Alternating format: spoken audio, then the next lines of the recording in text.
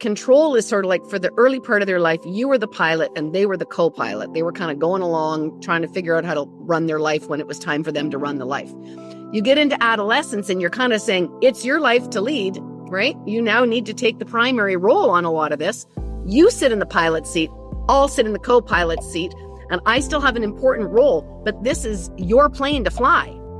If a parent gets all freaked out because it looks like they're driving the plane right into a mountain, and your solution to that is to jump back into the pilot seat and take over because you're saying that they're being inadequate at solving the problems of life, you risk the idea that your pilot in that moment, as you're trying to take over, can hit the eject button and boop, your seat's out of the plane, and now they're driving into the mountain without you.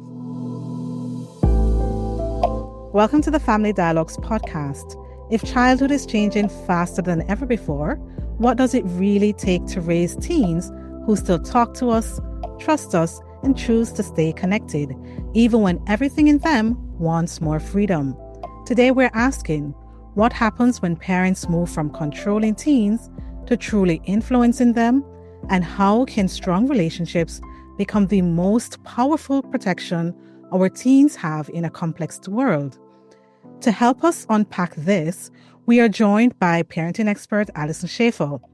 Alyson Schafer is a family counselor and parenting expert. She is the author of 3 best-selling books with HarperCollins Canada and the host of Canada's #1 parenting podcast, Parenting the Adlerian Way. Alyson is an international speaker and regular guest on many media outlets. She manages the Alyson Schafer Parenting Teens Facebook group, which is a great place to find community, support, and ongoing access to Alyson's advice through her posts and live Q&As. Alyson, welcome to our podcast. Oh, I'm absolutely honored to be here and to connect with you again. This is wonderful. Thank you. Thank you so much. And for listeners, we have to give the backstory quickly before we get into the teens. You know, I will say Alyson is part of the reason this podcast is like possible in a way from, I would say 14 years ago, I think, because in 2021 or before that, when I reached out to you, I think in 2009, 2010, thereabouts, I saw you on the parenting show on Rogers TV in Canada when I was living in Canada.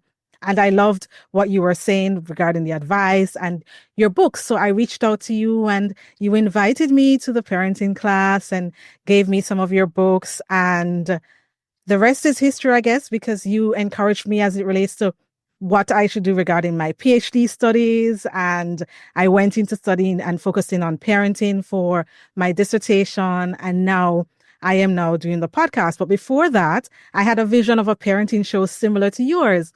And in January 2011, you invited me to the Rogers studio and I actually recorded a pilot, but with life, with PhD and starting a family and all of that, it just took the back seat. And here we are 14 years later. It is not the traditional parenting show. It is now a podcast. So you gave me the inspiration. Yeah. So you gave me the inspiration since then to really do the parenting show, and life just happens. And here we are now in 2026 to do the actual podcast that is, you know, the modern version of a parenting show, because everything is moving from traditional media to online. So thank you so much. And that's the backstory, that Alyson actually had a hand in all of this becoming possible. Well, it's been a privilege to watch your support, but and mentor, if you want to use that word, but to watch your career flourish. And just before we went live, you were giving me some updated information because, you know, it's mentorship works 2 ways. You know, you're living in the modern age and you know a whole bunch of stuff that I don't know. And I appreciate you sharing your intel, as well as we both have very much the same mission to help families. So that's just really, really awesome. And I cherish your friendship. Yes, and you are my mentor as well. So you have been definitely guiding me over the years. And thank you so much. Part of this whole thing of parenting, we have the issue of a lot of parents dread the teenage years. Right? I've heard parents say it's in the teenage years that they get their PhD in parenting because they thought they had it all together. And then they get to the teenage years and they're wondering what happened to my sweet, loving child, all these mood swings, all these conflicts, not wanting to hang out with me, and they're completely shocked. So I think it's important to have you as an expert in teen parent-child relationships to really guide us on what is really happening. And to start the conversation is to really ask you, a lot of parents are surprised by the changes that happen in the teen years. And can you explain the 3 stages of being a teenager, and importantly, why there is such an increase in conflict and differences at the beginning of adolescence? A great way to kick off the conversation. I mean, first thing I would say to parents is, don't forget to take a moment to walk down memory lane or start talking to some of your friends about what their adolescent years were like, because you kind of get the middle-aged business guy that ends up telling you, I lived in a minivan and followed a band for 4 years. And you're like, oh, really? You work in accounting and you wear a suit and you're bald. Like, where is that spirit? There's a lot of things that happen in adolescence that are, I think, super interesting and super exciting. And we all need to remember what our adolescence was like, to remember that it's a really unique phase in the development of a human being. And it's a limited phase, and it's an important phase. And in fact, to your point, it's actually more granularly broken down into 3 phases. And it starts much earlier than parents think, because parents think the word teenager means that you have to be 13, because it finally adds the word teen to the number. But the truth is, adolescence starts really, there's some disagreements about it. You'll see different sources will have different numbers exactly. But basically 9-10 is the beginning of adolescence. And that's shocking to parents to think that, what, my 10-year-old is an adolescent? So 10 to 14 is early adolescence. Middle adolescence is 15 to 17.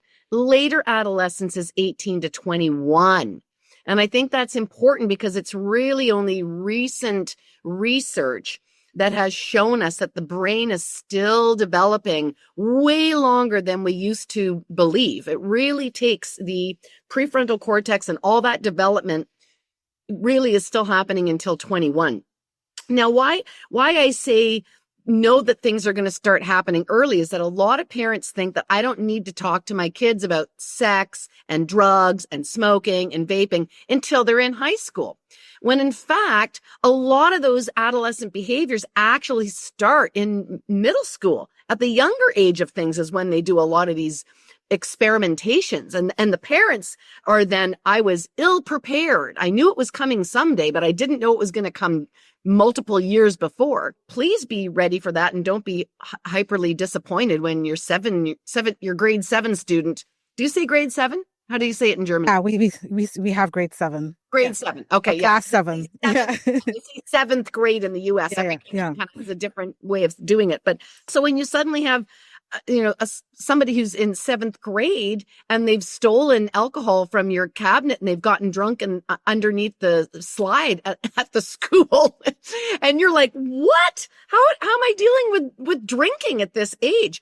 So it tends to take parents out at the knees. So I say a lot of these things are going to happen earlier than you think. Not to be frightened of that. Just be prepared for that. I think that's a lot of what we're trying to parent education is about, preparing parents for the reality of these different ages and stages. So know that these things happen earlier than you think. And the second piece around that is one of the preparatory pieces is to talk to children about things before they're in the middle of those situations.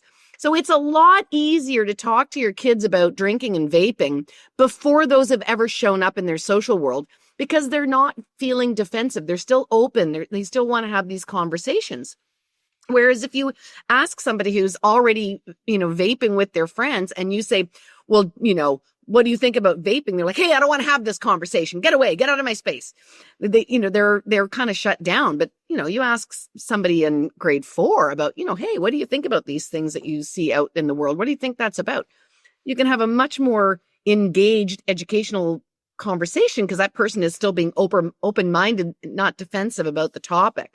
So we really have to like start moving backwards. You know, parents that are nervous to talk about sex, or they think if they talk about these topics that it's going to, there's a false belief in parents that if I talk about sex, they'll start having sex. If I talk about vaping, they'll start vaping.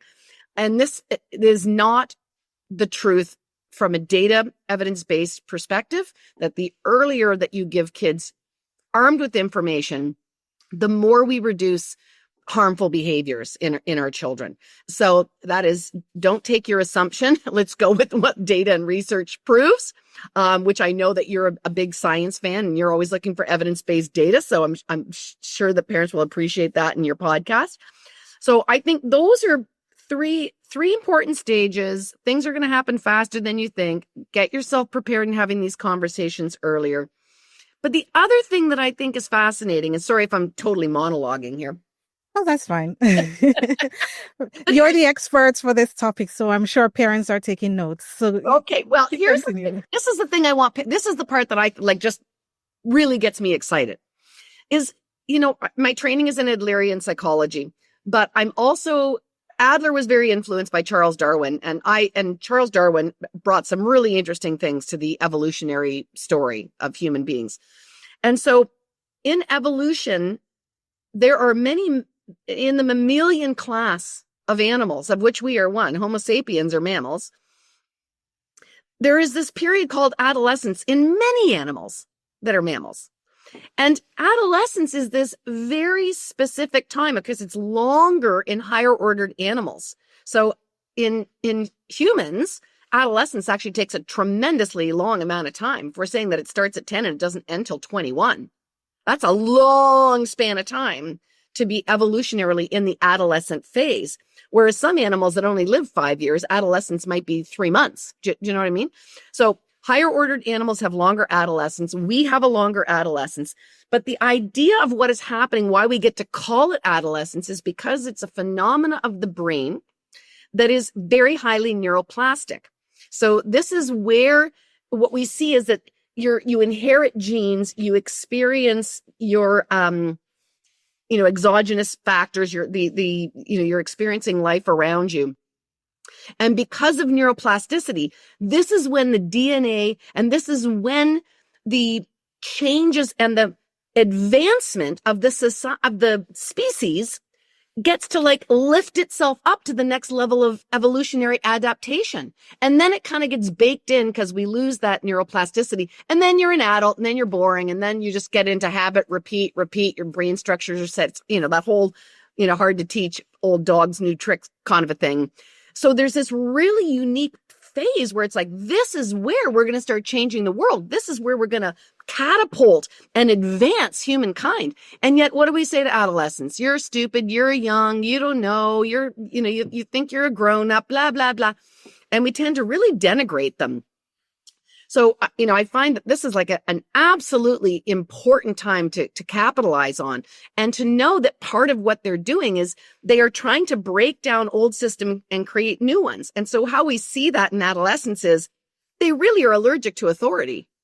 They're like, they're trying to break down what was pre-existing. And that includes their parents. That includes pretty much all forms of authority. They don't like authority. And so what we see is there is a genetic initiative or drive that wants them to evolve, but it also wants them to start making that leap from leaving the creature comforts of being in a nuclear family to being out in the bigger world and being embedded with peers. So peer world is really important. So when you see behaviors like kids hanging out in their bedrooms, kids hanging out online, they're hanging out online because that's where their friends are. It's the new mall or playground, or, it's where their friends are. Their friends are online. They start creating things that parents can't understand. So they have music that parents hate. It's too loud. Every generation has this, right? Elvis, Presley gyrated his hips too much and they thought he was crazy. Every generation has to kind of push that. So they do it with music. They do it with clothing. They do it with their own made up language. Like, I don't know if you have this in Germany. Is 6-7 a big thing in Germany? I am not sure now because remember, my teen is now in Canada on your side of the world because he's at university. So I'm missing up when he was with us. I knew everything because I wanted to know the latest, how they speak and all of that. But now that he's on his own, there's kind of like a void now. So I'm kind of behind. I'm not sure. Yeah. But I've seen the 6-7 thing online in general, but I don't know if it's here. Yeah, Yeah. it for sure. Part of it will be cultural, but it's taken off like wildfire. And again, it's like they love perplexing the adults. And so all the adults are online talking. We're like, what's this 6-7? Why does my kid keep saying 6-7? It's like they have their own private joke, their own private language. And they love that. They're connecting. So I see all these elements that coming together. And imagine what that's like as a parent, because then here's a parent who said, I had this very compliant child and I loved it because I was, given the task of raising my baby to be a good human being and to do well at school and have their extracurriculars. And now suddenly I'm getting this person who's sloppy, messy, has bad manners, talks back, doesn't want to be with me. Who is this person? And there's a lot of, fear that comes up that I am losing control, that they're showing these attributes that I don't like. Because I think if their bedroom is messy now, what's it going to be like as an adult? If they don't care about their studies, then they're not going to go to university. They'll fail out as an adult. So a tremendous amount of fear starts to come up as they go through what is developmentally appropriate in adolescence. And from that fear, parents tend to double down. And the doubling down is where they get really controlling. So it's sort of that, I don't trust in you well enough to manage life on your own. So I'm going to impose some control. So now I'm going to say, you've got to get your homework done and I'm going to check all your paperwork and I'm going to nag you and remind you and bark at you. And then those behaviors in parents lead to kids pulling back even more emotionally. So we're doing it out of our best intentions of trying to get things back on the rails, but unwittingly we're pushing kids farther and farther away from us. And so we're shredding this relationship. And that's a real problem. That's why a lot of parents come to counseling, is that they have fractured some of these relationships with their adolescents, and they're getting into some real concerns and worry about their behaviors. I think every parent goes through the same thing. Because the teenagers not wanting to have the authority over them anymore, and they want the freedom. And here you come wanting to put even more control on them because the world is kind of a messy place, and you're wondering what will happen if you don't do the control. What kind of mindset shift do parents need to then take? Because it feels like they perhaps were managing their children before, and now this super independent person who is gravitating towards their friends, not wanting to hang out with the family anymore. And they feel like as you said, they feel like they're losing their teens. So I think, first of all, it might need to be a mental mindset shift. What kind of parenting shift do they first need to take mentally, and then, going forward to kind of maintain that healthy relationship with their teens? Yeah, so I hope that, like, understanding it developmentally, that's what their kids are supposed to be doing. If you just writing and don't take it personally too. The need for independence and not liking authority doesn't mean they don't love you. It's not anything to do with you. It's an innate thing in them that, hey, this is a stage to test boundaries, to test authority, and so on. I think a lot of parents take it personally. Yeah. I mean, that's what if you understand what adolescence is about, you're more likely to go, look there's my teen acting exactly like an adolescent should, and the more you get educated about what are typical behaviors for a teenager, the less that you take it as, I am falling short of my job responsibility of being a good mother. And then so we can drop the ego and realize this is normal development. And then that idea of that this is the time to start switching up your parenting methods. And what I mean by that is, we talk about there's sort of 4 basic parenting styles. This goes back to the original, Baumrin. Baumrin, doing all her studies, right? Basically this combination of firm and friendly at the same time. we've seen this with other leadership styles in the workplace. With Lewin did work back with the military around it. There's basically, this firm and friendly combination. And so trying to be two of those things at the same time is really important. That's sort of the sweet spot. Are any of us going to get perfectly firm and friendly right all the time? No. But when our kids were little, they didn't really, unless you had a really strong-willed child, you probably got away more with kind of being the more dominating, you were kind of the educator, right? We need to eat our fruits and vegetables, shoes need to go on the mat. We wash our hands when we come in from the sandbox. We kind of grew up and we liked that. We liked that educative role as a parent. So this does become, regardless of how you parented, whether you were more firm, more flimsy, there is no time for you to get it wrong now. Like, now is the time you got to really work on building up that relationship and finding that balance between the firm and the friendly, because there is a role, and a very important role, for parents to play during adolescence. They need you, even though they're not showing you that. They need you in a very deep way. They don't need you in the way you used to be there for them, is what I'm saying. So this is when we need to switch things up. And that's the idea of leaning in on the relationship and moving from control as your methodology and education as your methodology to being influential and being more of a coach. So if you have a strong relationship with your teen, then you will have their ear. And what I mean by that is teens are now independent. So they decide who they're going to be influenced by. And they're going to decide whether it's their science teacher, the rapper that they just saw at a concert, or their mother. And you want to be in the side of somebody who your teen wants to be influenced by, so that when they listen to you, they feel that there's meritorious things coming out of your mouth, as opposed to nagging and reminding and whatever.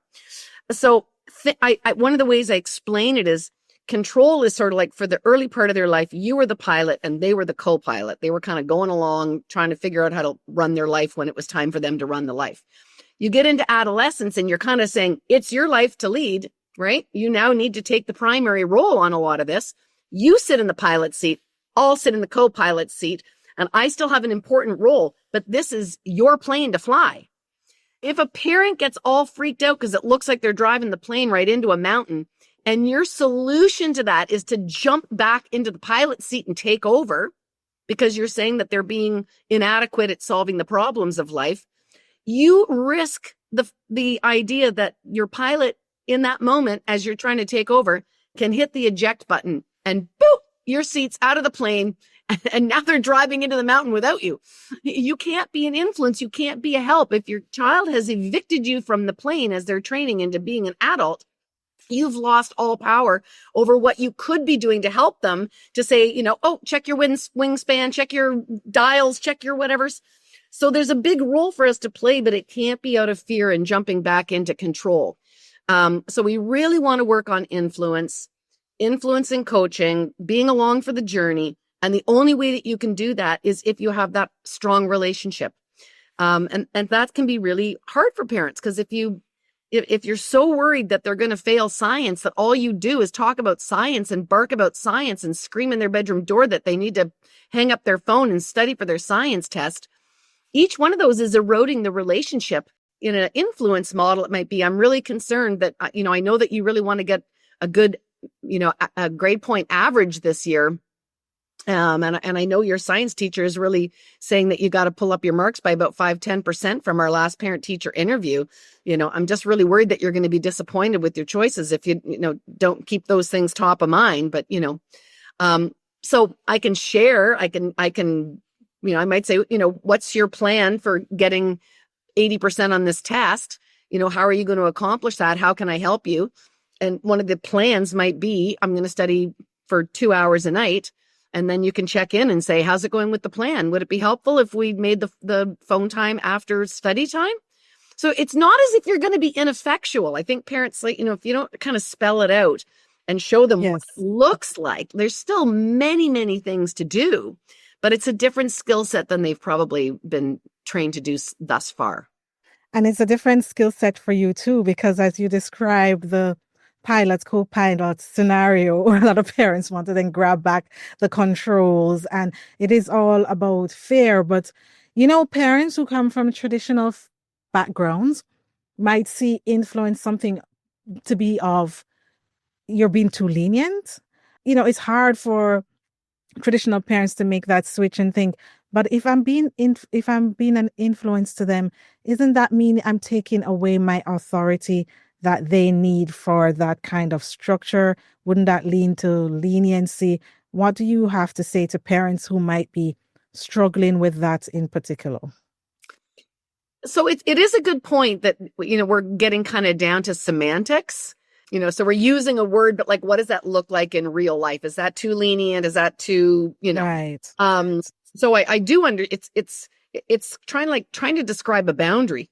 It's really hard unless you hear the exact specific information, which is why I like doing kind of the Q&As on my podcast, because then I can get into the nitty gritty and the specifics, and I can have a better view of like, what's the child's responsibility? What's your responsibility? Have you taken time for training? There's like kind of a decision tree that I go through in each individual case, but it's kind of hard in general terms to kind of say what's too lenient, what's too controlling. But the idea of influence, for example, if this makes any sense to parents, when they do research on substance use and substance, which leads to substance abuse, because these are addictive substances. So, say like, they interview high school students and they say, why didn't you drink at the party? No, did you or did you not drink at the party on Saturday, right? No, I didn't drink at the party. Why did you not drink at the party? And the resounding factor is they'll say, because I didn't want to disappoint my parents. So when we hold our children, if we have a good relationship with our child and we hold them in high regard, our kids don't want us to think less of them. And so if you've had a conversation about your family values and you've said, well, no, we really don't believe in underage drinking. We believe that is a law that was established because of brain development, and they're trying to keep you safe, and early exposure leads to higher probabilities of later addiction. And we really believe that. And so, not only do I trust you to make good decisions for yourself, but you might get in a sticky situation and you can always call me. And here's a couple of lines that you can say if the bottle comes around and you're feeling some peer pressure. You can say, I've got a medical tomorrow, or my parents are going to pick me up and they're going to smell my breath and I can't be in the bad books. Help them come up with like a one-liner that feels comfortable and good for them. And a lot of these kids will say, like, they still do want to do right, do good by their parents, but they're in conflict because they feel that there's a lot of these behaviors that are required to be in with the peer group.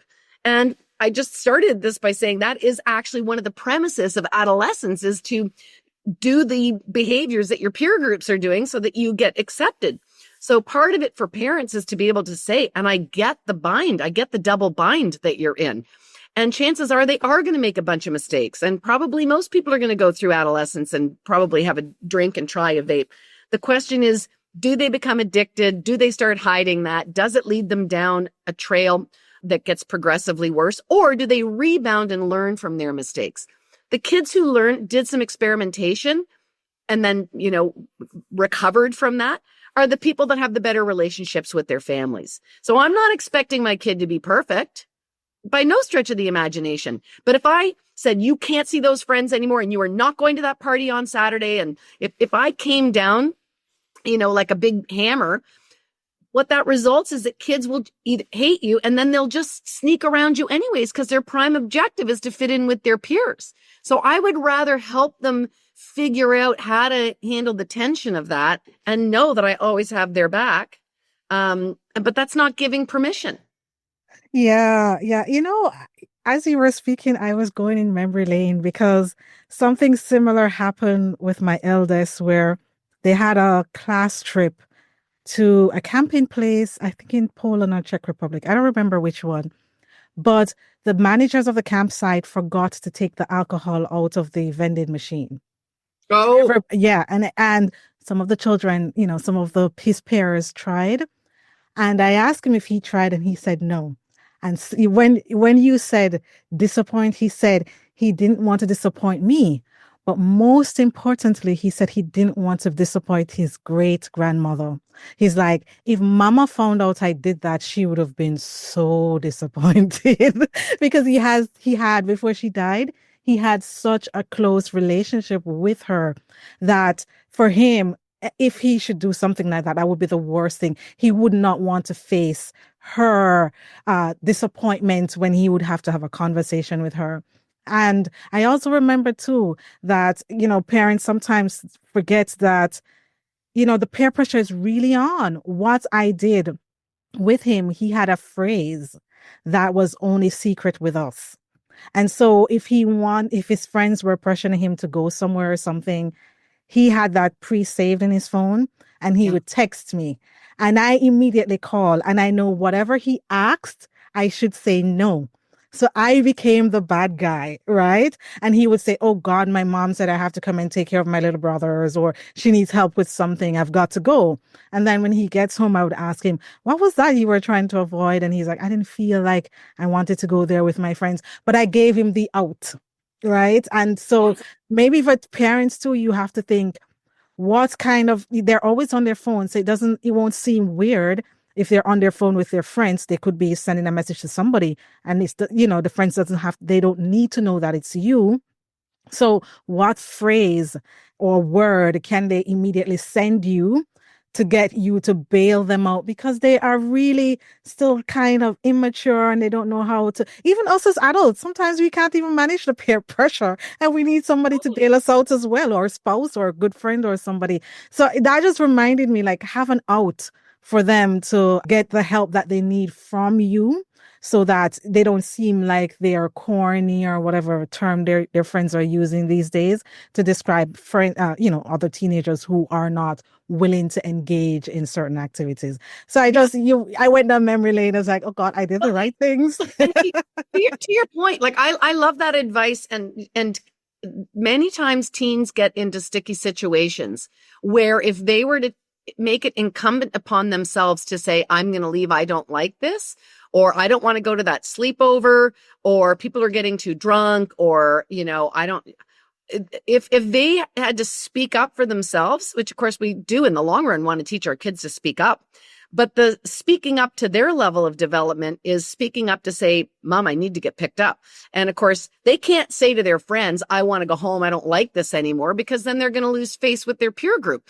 But to be able to say, that whatever, texting that safe word, and then they're like, oh, my mom, God, my mom, I'm quite happy to be the fall guy, and so I'd love to stay. And they don't. I'd love to stay, but I just got sequestered home. My mom's such an idiot. I can't believe, she knew it was an important party, but I got to go. Oh, I'm so mad at her. So they save face. We've given them, a off ramp from teen situations that can go really crazy, and they can go really crazy fast. Things can get really out of control quickly with teens. And so that gives them a great sense of security if they know that they can really call on us, and that it doesn't come with the big moral lecture after the fact. I mean, the lecture should be the appreciation of, you did the right thing. You made a good decision. I'm glad you got yourself out of there. I will always have your back. And even if you pick them up and they're drunk and you told them, don't drink, but listen, they had 2 drinks instead of 27, like the other people that are vomiting in the corner. You're like, listen, I'm glad you called on me for safety. We can talk about this tomorrow when you're sober. Yeah. I want us to take a step back because regarding the focusing on the relationship. So some parents might not quite know how to build that relationship before. So you might have listeners who have preteens and they might be wondering, what are some things that I need to do to build that closeness with my teens? And you might have some parents like, oh, darn, I have a teenager and I already messed up. What do I need to do to build that closeness so I get that end result where they call on me no matter how bad the situation? So what tips do you have for parents regarding building that relationship? Yeah, building or repairing the relationship. So one thing is, think about the activities that you engage in, and try to make them as child-led as possible. And what I mean by that is, I remember being really disappointed that my kids didn't want to go to the Christmas tree farm anymore to chop down the Christmas tree. And I'm like, what? We used to always do that. No, what they really wanted to do was to go get their nails done. And I'm like, okay, my kids are growing up. My Santa's Village and Christmas trees is out. Manicures and brunches are in. All right. So I've got to realize they're growing up. They want different things. What I want is to build a relationship. I'm not so interested in what the activity is. I got to get over myself. So find out what your kids are interested in and then try to engage around what they're interested in. If they love Harry Potter, start reading Harry Potter. If they love video games, see whether or not they'll let you watch or get your own avatar and get on the video game and start having conversations. It's like when they were little, you had to learn all the names of the Pokemon characters. It's kind of the same thing. You get interested in what your kid's interested in is one thing. And then I would say anytime you have shared activity, so that could be raking leaves, that could be painting a bedroom. Anytime you're just doing something, you're not necessarily saying, how are you? How was your day? But if you're saying, pass the paint roller, can you hand me that? You're still being collaborative. You're still being together. You're having a shared experience. And for really low disclosing teens, that can still mean a lot. Even though you're not, because we tend to interrogate. How was school? What's your science mark? What's that girl you're talking to? Who's that guy that dropped you off? We tend to be really interrogating and they don't like those topics. So I think moving into like other things, but I want to get to know you questions, like kind of like you're on a date. What's your favorite holiday? What's your favorite meal? Like just getting to know them. And there's like little card decks you can buy. There's conversation prompts that you can get. Again, a great time for talking and connecting is in the car. Like many parents in Canada spend most of their week driving their kids to practices, which is like hockey one day, Kumon the next, karate, ballet. I don't know. Kids are just always going off to some other adult, which I have a problem with from a scheduling point of view. I think it's too busy, but capitalize on that time in the car. And again, that could be listening to a podcast together that you end up having a conversation about the podcast or an audiobook. It seems to be that when two eyes are looking forward, it's a little kind of a nice setup with a little music on the background. You're listening to the radio. So if there's a quiet moment in a lull in the conversation, nobody really notices it because the radio's on. And that might be the time that you start asking some deeper questions about them. Sometimes you don't have to ask. Sometimes they will self-disclose. Yeah. They would say, because they might have something already on their mind and they just want to release it. And they're doing something with you that is so not intimidating. And so they feel free to just mention something about it. Again, I'm going down memory lane with mine because my eldest, he was a big Arsenal fan. And let me tell you something, Alyson. I followed Arsenal on Twitter, which was Twitter back then. I followed like Piers Morgan, all of those. I followed some of the athletes as well. So as soon as one of the players got traded, I run to him and said, hey, did you hear about that? And he looked at me like, how did you know that? But he had a smirk on his face like, oh, wow, she's really interested. So every time Arsenal is having a match, I am aware of it. I'm aware of the scores, all the inside politics of it. And he always said, you're so weird, Mom. Mom, you're so weird. But he didn't say it in a way but he said it in a way of, you're so weird, with a smile on his face. And typical. Yeah. And we really connected with that. And I've always, one thing I love about being in Berlin is that things like supermarkets and so on are really just 10-minute, 20-minute walks, not far away from your home. They're always, these are little supermarkets all over. And we used to walk to the supermarket. And that was when I learned a lot about what's going on with him, his friends, the politics in high school, all of that, teachers and everything. He would, because we were just walking to and from the supermarket, he just released everything. And so I looked forward. I found every excuse to go to the supermarket as often as possible with him to build that. So not really. I want parents to hear that, which is, we're saying both that they want to be hiding up in their room, but if you allow that, they will just hide up in their room. And so I do think we have to keep finding all these other opportunities and keep some of these other family things, like the requirement of coming down to the dinner table, hey, we got to go to the store and get a job done. I think it is too permissive just to say, oh, well, they're teenagers. They want to be alone. They want to hang with their friends. They don't want their parents around anymore.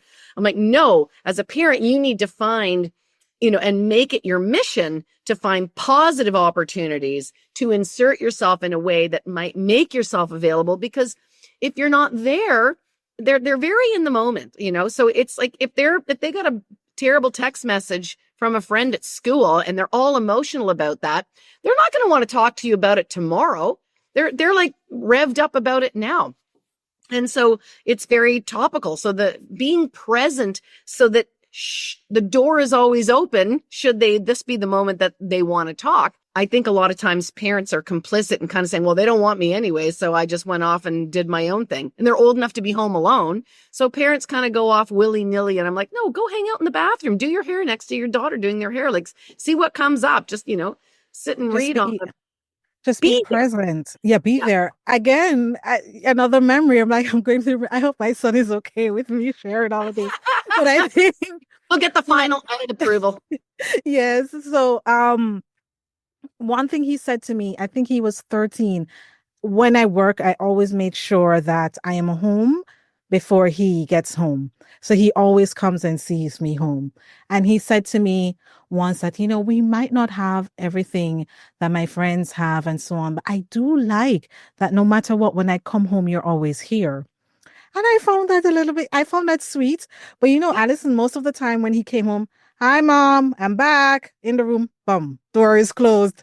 So to hear that message was like, you always just run to your room. But at the same time, you're saying you like that I'm home no matter what. So I am present for when he is ready to speak, not when I am ready to speak. I think a lot of times parents are like, okay, I'm available now. Let's talk about what's going on with you. And they're looking at you weird, like, why? I don't want to talk to you right now. But you have to be there when that door opens to say, hey, what do you want to talk about? Do you want to hang out and so on, right? So, I mean, the advice you're giving me is like, giving the listeners is like, oh yes, I remember those times, and I can testify to that, parents, that it actually worked, and I learned those from you back in the day too. So it's really wonderful to reminisce on that. I want to talk about the parents who have used punishment a lot, and now, how do they switch from punishment and control to developing agreements and discussing consequences for actions with their teenagers? Because obviously, if they continue with the punishment and control, they're going to lose their teen, and the teen is just going to pull away from them. So how do they shift to make agreements, understanding consequences, and so on? Mm-hmm. I mean, first, and you know that a very big part of the big message that I try to get out to all the public, through all the channels that I talk to people on, is my big belief in parent education classes. And because parent education classes are going to arm you with many tools to replace punishment and rewards. If you follow that firm and friendly parenting model, there's many different brands, as you know. But if you're trying to go for that sort of democratic, positive parent, that model, if you take a class, you're going to learn a tremendous amount of tools in your parenting toolkit, rather than just the two that you have now. So I really believe in parent education. Having said that, let me just give you two that I think are really important for parents to know are out there, just so that you get maybe inspired to want to sign up for a parenting class. And they're particularly good with adolescents. So one is about the idea of consequences replacing punishment. So the idea there is that I think we've all come to understand that our children are now free agents. They're going to do what they're going to do. We've tried to have influence. It's just a fact to understand that every other person on planet Earth, including your children, are independent choice-making machines. And you can't control them, but you can control you, and you can control the environment and the needs of the situation. There are things that are still within your control. So the idea of a consequence is you're free to decide, but with every decision comes an outcome. There's a consequence for every choice that you might make. So I'm not going to force you to make the decisions that I want you to make, but I'm certainly going to let you experiment with making different choices. But each of those choices is going to have a different outcome, you know? And so that really is a shift, as we were saying in the beginning, like a shift in thinking about what our job is as a disciplinarian is actually to be an educator. And so this is about teaching our children. Punishment is about dominating them and breaking them to make them obey and mind your will. Teaching them is really where to be a disciplinarian, that's to be an educator, right? So this is an education model. You're free to make choices. I trust you. You're going to experiment with different choices. You're going to learn from those different choices, and then you'll pick the one that serves you best. So we've got to, as a parent, we have to set up what those consequences might be.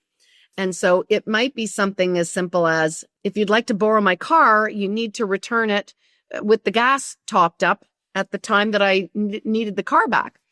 And if you aren't able to do that, then you'll lose car privileges for a week. So that's not a me screaming at you, why are you late? You didn't fill up the car with gas. Oh, I'm taking away your phone. A consequence is discussed in advance. It's related to the behavior. The child knows what is going to happen.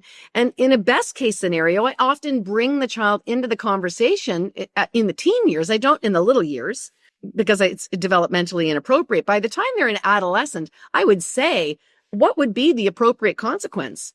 What do you think should happen if we're making an agreement that the car comes back full, but then in fact it's not? What should happen then? And bring them in to that conversation about creating the consequences. When you do that, it's respectful to having, input from the child, but it's also, they see the reasonableness of it because they've been participating in it. So they don't feel like it's you against me. It's like we're just coming up with an agreement together. So it's very egalitarian. It's very respectful. And because they've had a say in it, they kind of know what's going to happen down the pipeline. Does it mean they're going to bring the car home every time with the gas? Maybe, maybe not. But I'll tell you, on the times that they don't, and you have to say, yeah, I'm really sorry. We agreed no car privileges. They won't be so angry at you. But if they just arrive and they didn't, replace the gas, and then you haven't had a conversation about this, and you go, that's it, you're not using my car. That's punishment. That takes the exact same situation, but the way it's implemented, the style in which it's done, it does turn it to punishment. And when you punish a teenager or a child, they will either be so hurt that you get other consequences, or you get a retaliatory behavior. So maybe you don't give me car privileges, but now this weekend when, I'm out, I'm not going to abide by curfew. So, you'll get some other bad behavior that comes from being punished with a teenager. So I would say use consequences. But the other thing that goes to that discussion and respect and just elevates it to a whole other level is family meetings. I really believe in family meetings, and family meetings are a format where the family comes together to talk about the business of being a family. And it's the place that we have these conversations about how are we all going to live together? What are the rules by which we're all going to be able to cooperate together and get things done? And what I love about family meetings is, instead of seeing you're a child who's misbehaving, you're saying we have a situation in the family that needs a better solution. And the minute you can move it out of your mind, your parenting mind that says, I got to discipline and control and punish this kid, to saying something's not working, we need a better solution, and you bring the child into that conversation, you'd be amazed at the creative things that reduce conflict in the family and win cooperation from your kids. Like, this is a small example, Taniesha, but like my daughter was like late coming for dinner, and I was getting mad at her because like I love cooking, and I made a hot meal. Like I why am I still calling up for you to come down from your room to eat dinner? Well, when we actually brought it up at the family meeting about meal times and dinner and punctuality and things, she said, Mom, you've taught me to be a polite person. When I'm up in my room, I'm usually chatting with like up to 10, 12 people. Like, you call me for dinner and then I have to wrap up 12 conversations, and it takes me like 5-10 minutes. And I'm like, oh, well, yeah. Do you want me just to like ghost people and walk away? Like, that's rude. You've taught me not to be a rude daughter. I'm like, oh, okay. Would it be helpful, if I gave you bigger lead times? I go, yeah. Well, how much lead time do you need to wrap up your conversation? Like 15 minutes? I'm like, great. So how about if dinner's at 6:30 and I call you at 6:15 and give you a 15-minute warning? That seems so simple, Taniesha, but I cannot tell you how many families have the most easily solvable problems when they don't turn it into interpersonal battering against each other. Just how do we get along? How can we solve this problem? How many days of the week do you want the car? How much time do we need to spend at grandma's versus you with your friends? When are you expected to go to church and dress how? Like, you can solve a lot of these teenage problems if you set up this once a week, not on the daily, not in the heat of the moment, not when they're in a bad mood, just once a week, cover off some of the business of the family. And if you're doing them well, the teens bring a lot of problems to you. There's a lot of stuff they don't like it in the family. They want. And as parents, you have to be open to getting that feedback without getting defensive as well, because it's one thing to say, let's have a family meeting. And as a parent, these are the issues that I am having. But then when your teenagers bring up what they are having issues with regarding your behavior, your attitude, your decisions, and you might end up having a bad attitude, then they will just see the family meeting as a farce. Oh, you're just doing this to tell me what I'm doing wrong, but I cannot add to the conversation what everybody else is doing wrong to make this family more cohesive, right? Yeah, you're not the king and the queen sitting up on the thrones and the peasants are coming and groveling on their knees to have like a change in the taxation or whatever. You're like, it's an egalitarian. You have to come in open-minded. You've got to be willing to hear it. We had, attitude is a big thing, and attitude and tone is a big thing that comes up with teens.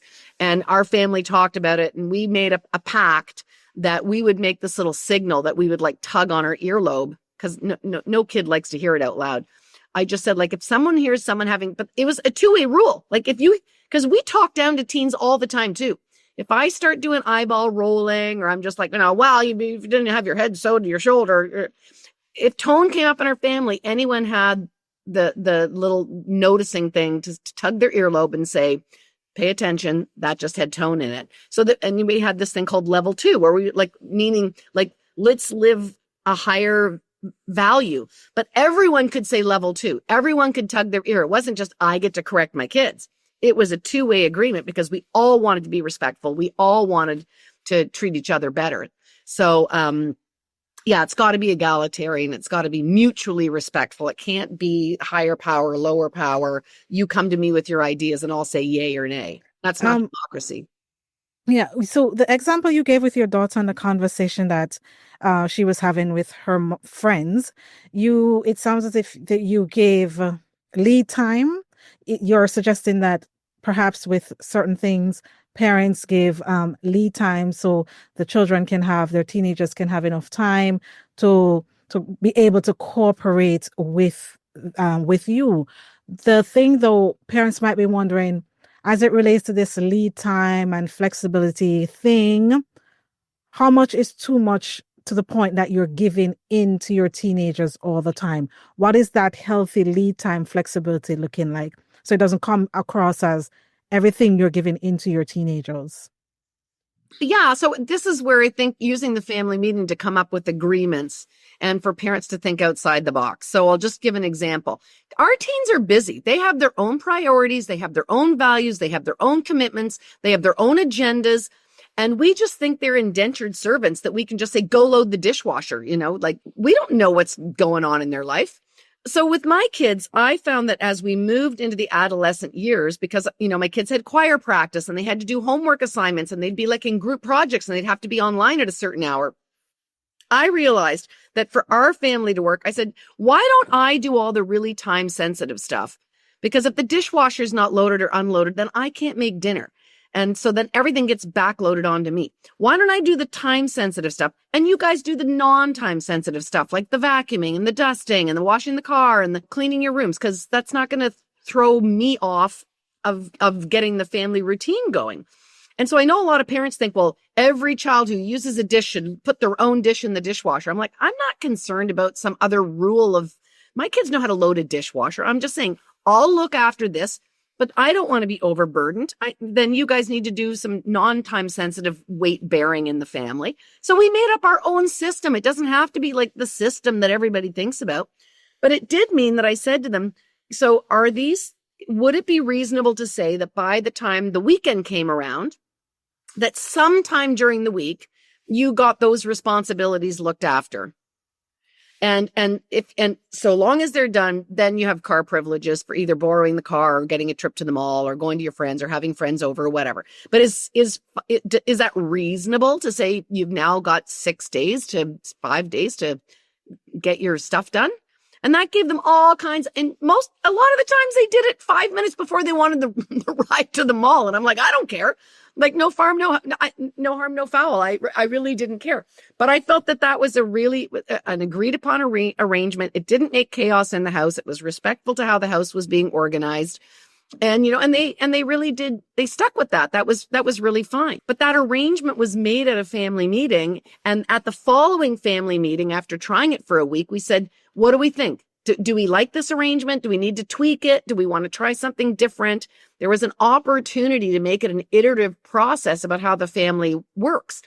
I think where leniency comes is when you've got somebody who wants a ride to school and you say, yeah, I got to get to work. I got to leave at 8:30 and the kid is still up curling their hair and, pruning and getting all beautified for high school. And you're like now late for work because you're in the driveway going, like honking the horn going like, let's go. I think in those cases, you just, it's like, I'm available to drive you to work, but my car leaves at 8:30. Do or don't be available for 8:30. But I would, give a last like 2 minutes and then I got to go. Sorry, and then I would pull out and drive away because that's also a consequence. Yeah. So you're setting also, it's like a boundary as well. It's not that a free for all that you're going to be sitting there and waiting on their beck and call. Is to say to them, literally, this is a time frame I have. I'm available during this time. If you can't meet that time, then maybe we can have another meeting or something about it. But this is my schedule. So they learn to respect your schedule as well. It's not that you're sitting there waiting for, as if you are their servant for whatever. So I think that's a good point so that parents don't feel that they are necessarily spoiling their children. If they look at it from your perspective, you're teaching them to be responsible. Because even in the workplace or at school, there's a timeline for everything. There's a timeline for homework, exams, different classes, and so on. So you can do whatever you want in each of those, but to transition to the next, you have to really be cognizant of the time that you have. And so you're teaching them to be responsible at home. I'm leaving at 8:30. You have to quickly do your hair, makeup, whatever. If you want to finish it in the car, fine. But at 8:30, I'm out. Right? Yeah. And and to your point, Taniesha, that the job of parenting is to prepare a child for the greater society in which they're supposed to be functioning in. And the truth is, do you think if you go to the airport and you were like, well, why did the plane leave? I was doing my hair. You're like, I'm sorry, but you need to be at the gate or the plane is leaving. That is a training for the reality of life.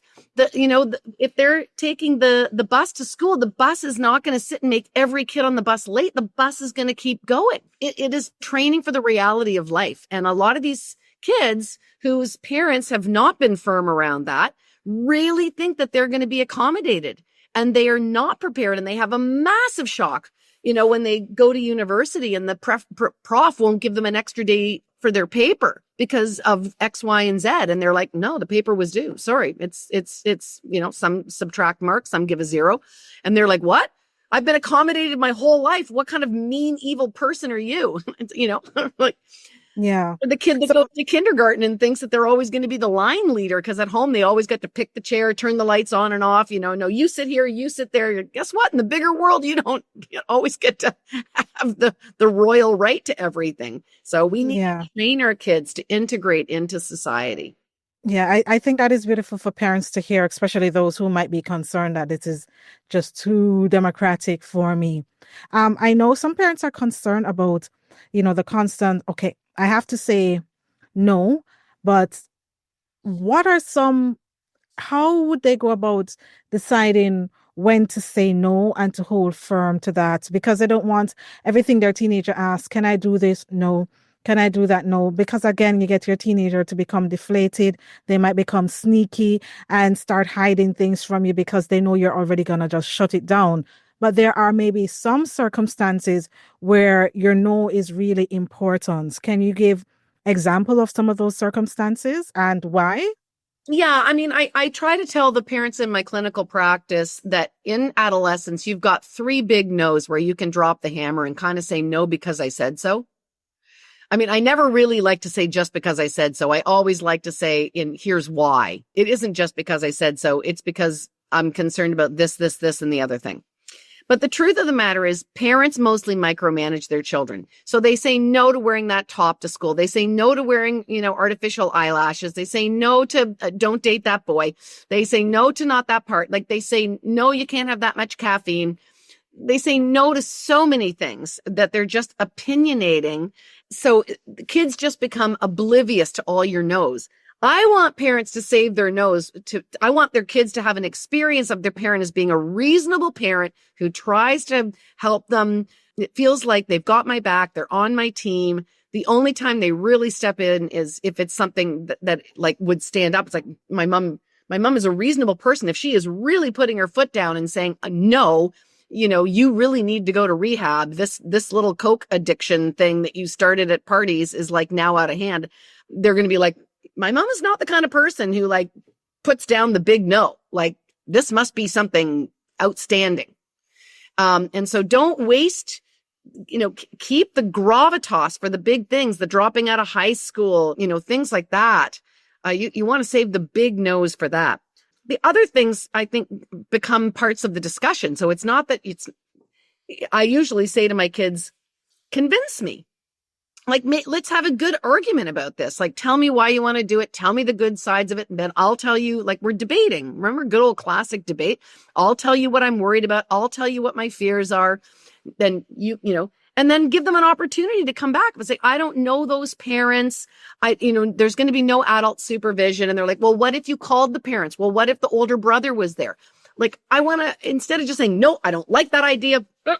Like, we have to show a willingness to say, hey, listen, if we can get if I can feel that the supervision is fine and you've got a ride and these conditions are met, then I'm good to go. I'm not just trying to ruin your adolescence here, That brainstorming thing is also preparing them for the world, because then if you're saying to them, these are some of the things I don't like, what do you think the possible solutions are? Then you get them to think about things they probably didn't think of before regarding the whole interacting with their peers or the environment in which they are going to go into. At least beforehand, they can think of what if something goes wrong, because you had that conversation with them from beforehand. I'm curious, what are those three no's that I don't think I heard when you mentioned that for parents? I don't have a prescribed. Oh, okay. No, okay. I don't. But I'm just to get the idea into parents' heads. Imagine. Yeah, it's three major things. Okay. And maybe you need to say five. Yeah. But I'm just saying, if you just think I need to preserve my ability to say, not over my dead body is this happening. You can't use that for every little thing. You've got to use the other model so that when you do say, it's so abhorrent to me, I just need you to let me have this one, that you've got more opportunity to exercise your influence that way, because you don't pull that card out often. And I can see how that works well when you have established the family values, right? And that's where the family meeting comes in. Yeah. These are the values that are very important to us as family.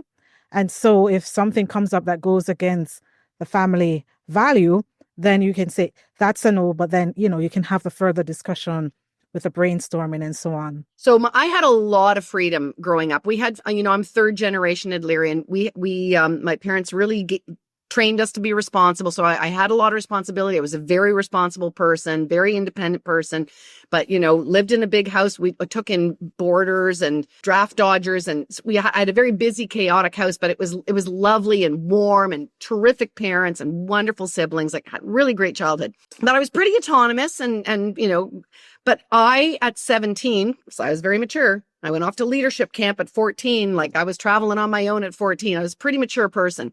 And at 17, I wanted to move in with my boyfriend.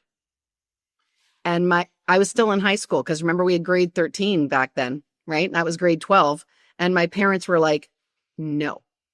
And that's the first time my parents came down with the big no. Now, maybe this goes against my story because it took weeks, but I finally did move in with my boyfriend, who I then married, and married for 27 years. And, we're still here in Kingston together, and they adored him. But that was a hard no. They could not. That was so hard for them. But when they said their big fear was actually that I would end up struggling with my marks. They were really worried about my education. You know what, Taniesha? I was so concerned for their worry about my marks. I've never done so well at school because I really didn't want them to. I knew they had told me what their fear was, right? And I'm like, I'm going to show you that you don't need to be afraid of that, So it wasn't a fight. It wasn't a disaster, but I held their hearts. Like, I'm just like, my parents are fearful. I'm going to show them I'm okay, So it all worked out for the best. But I'm telling you, when the no came down, I'm like, whoa. That was powerful. That doesn't happen a lot in our house, Yeah, that's a beautiful example to really, I think it's so important parents neglect it. What are your family values? Because then certain hard decisions are based on your family values. Your children know your family values. So they can't say, this is so surprising. What the hell? Where did that come from? Kind of thing. That's not fair. You're being mean and so on. But if you have that as a family value, then okay. I never expected that, but can we talk about it and so on? Yeah. All of this discussion is about building strong relationship with our children.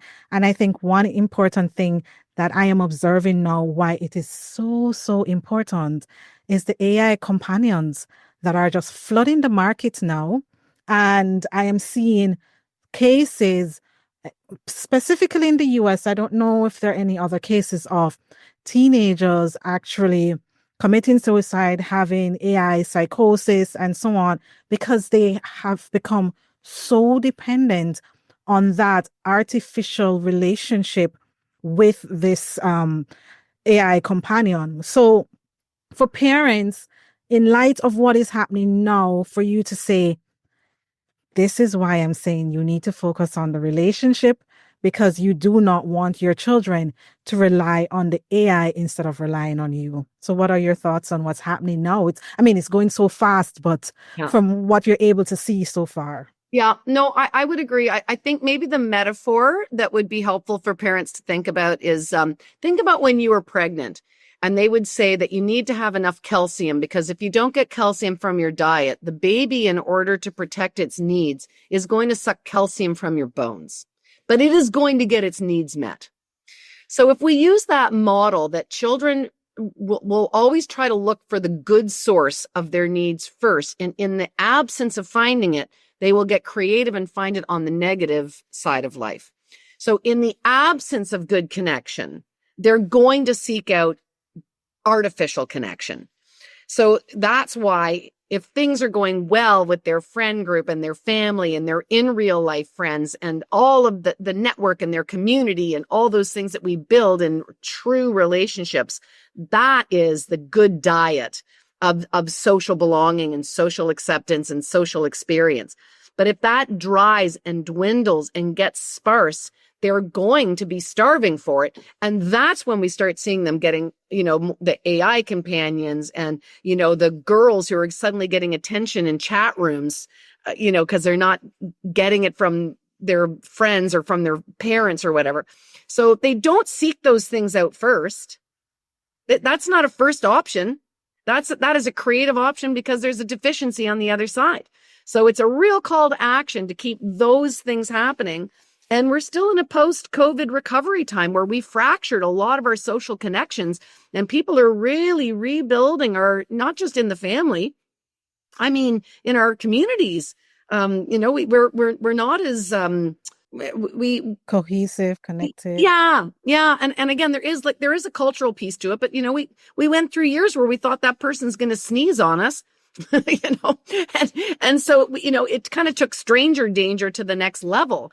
And to your point, now that we have these little phones right in front of us, if you're standing in a queue at the grocery store, are you going to turn around and talk to the person beside you and talk about, hey, did you see the thing out there and whatever? It's like the minute you have a pause, you look down at your phone because you're not working as hard to connect to people around us. So I think it's our call to action that we need to make sure that we each have a personal responsibility to know that that is the mentally healthy way forward.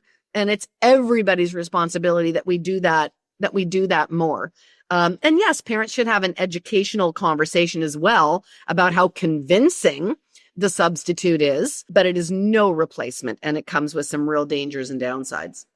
I want you to maybe give a tip or work through for parents who are obviously concerned about this AI companion thing, and they want to spend more time with their teenagers, but they weren't doing that in the past. How do they broach that conversation and become more proactive and intentional to say, hey, it's not just mealtime, not just family meetings, but we as a family really need to spend more time together?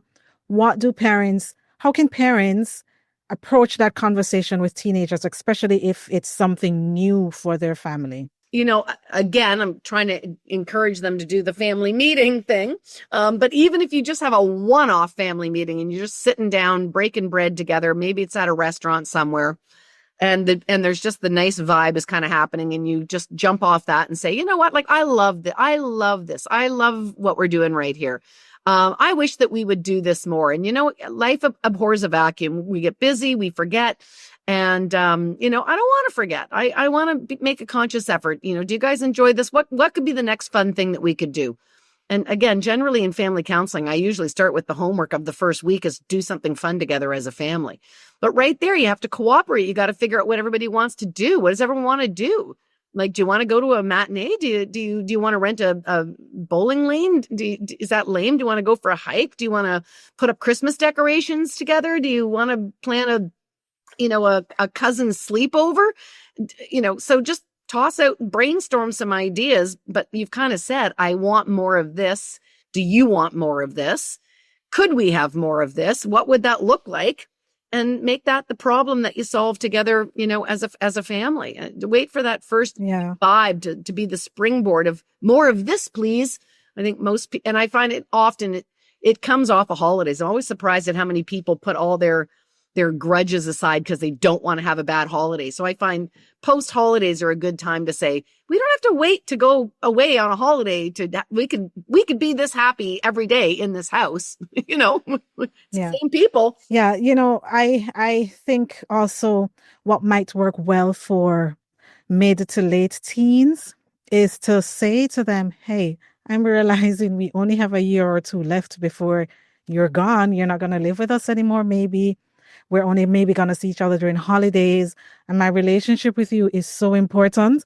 And I see that you are about to leave the nest. And I really want to have more of those close interactions with you before you go. And I think teenagers hearing that might hear a sense of, oh, I matter to my parent. I'm really loved by my parent. They want to create these memories with me before I leave the nest.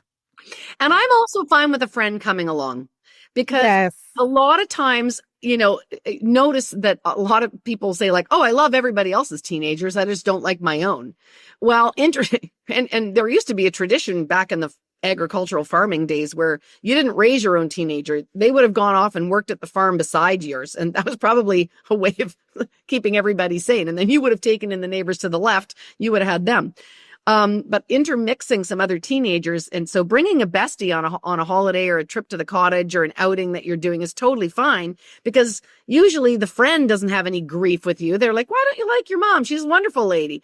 But they're there together. They're laughing. They're joking. You're present. And you're still, you're kind of third wheeling, or fifth wheeling, depending how many in your family. But your kid is probably more likely to be engaged in with you because their friend is there and not wanting to like run away to text their friend.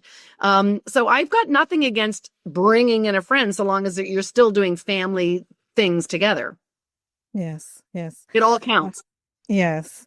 So the closing question I have for you is if you could leave parents with one guiding principle for raising teenagers who are both responsible and deeply connected to their family, what would that be?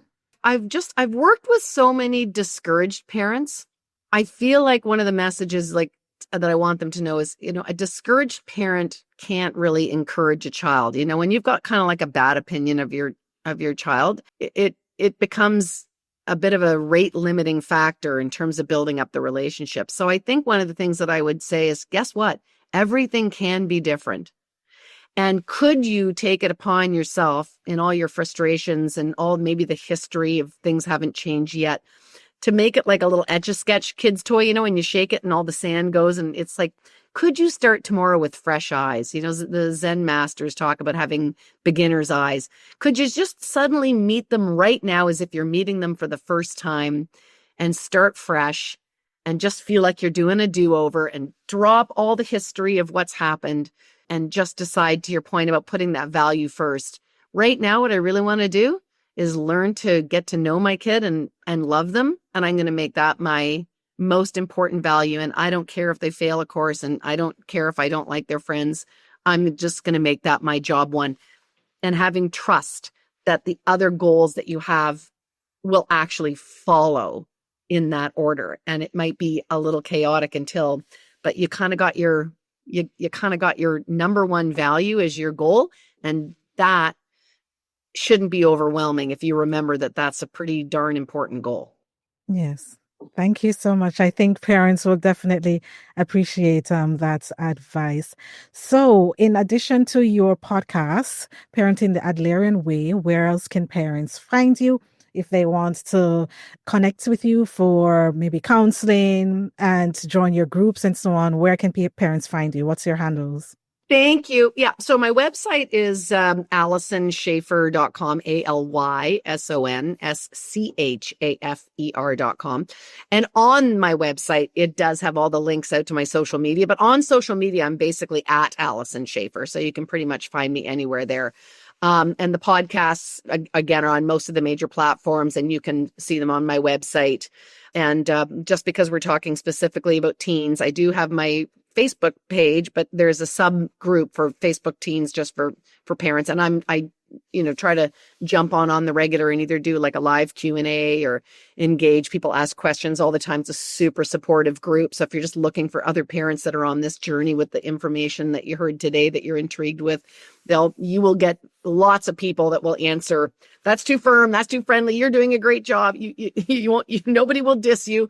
But you got a lot of people that have been working with these ideas for a while. So it's a really lovely, lovely community. So yeah, I would check out those. Thank you so much. And I do hope parents will definitely connect with you to, give them the motivation and the encouragement and inspiration that, hey, it might be tough right now, but it definitely can get better. Thank you so much. And, communicating with us about how we can stay connected with our teens despite all the developmental changes that they're going through.